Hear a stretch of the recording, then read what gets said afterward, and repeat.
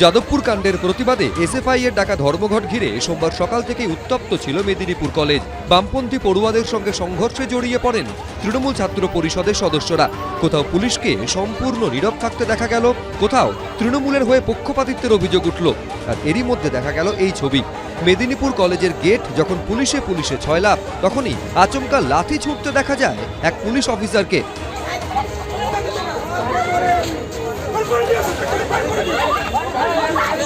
দীর্ঘক্ষণ হাতাহাতি সংঘর্ষের পর টিএমসিপির সদস্যরা যখন এসএফআই এর সদস্যদের পুলিশের হাতে তুলে দিচ্ছিলেন, তখন কলেজ গেটের মুখে আরেক প্রস্থ উত্তেজনার সৃষ্টি হয়। এক এসএফআই সদস্যকে যখন টেনে হিঁচড়ে বাইরে বের করার চেষ্টা করা হচ্ছে, তখন আচমকাই লাঠি ছুটতে দেখা যায় এক পুলিশ অফিসারকে।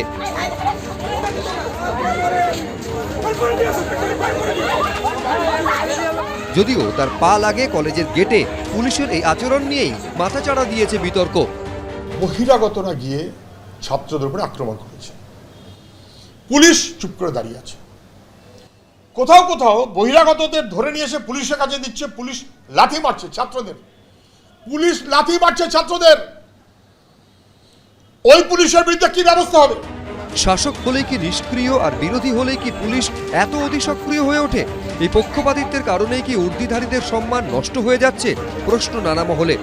পুলিশ দপ্তরের মন্ত্রী যে আছে সে খোদ মুখ্যমন্ত্রী, তো তিনারই অঙ্গুলি হালনে পুলিশ ডিপার্টমেন্ট চলবে, এটাই স্বাভাবিক, এটাই হয়ে এসছে। তিনি যা বলবেন সেটা তিনার রোশনালে যদি কেউ পড়ে যায়, যদি কোনো পুলিশ অফিসার বা যেই হোক না কেন, তাকে তার ফলটা ভোগ করতে হবে।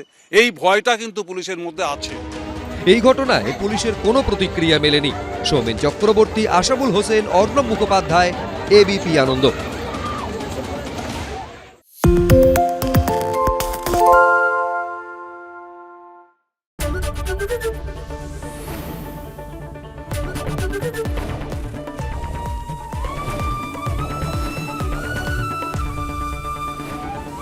এবিপি আনন্দ, এগিয়ে থাকে, এগিয়ে রাখে। সত্য অন্তহীন, সত্যের খোঁজও তাই, সত্য সন্ধানে তাই আমরা অক্লান্ত, অকুতভয়। এবিপি আনন্দ নতুন ভাবনার প্রতীক, যা মনে মুক্ত, তথ্যে যুক্ত এবং যাবতীয় সীমানার বাঁধন থেকে মুক্ত। সীমা না শব্দটির মধ্যে লুকিয়ে আছে মানা শব্দটি, যেন চোখ রাঙানি এক অদৃশ্য বেড়াজাল, যা আটকে রাখে আমাদের এক ছোট্ট গণ্ডির মধ্যে। একমাত্র সঠিক খবরই গড়ে তুলবে এক মুক্ত সমাজ। সেই জগৎ গড়ার লক্ষ্যে কোনো সীমানার ঠুকুটি আমরা মানব না। এবিপি আনন্দ, এগিয়ে থাকে, এগিয়ে রাখে।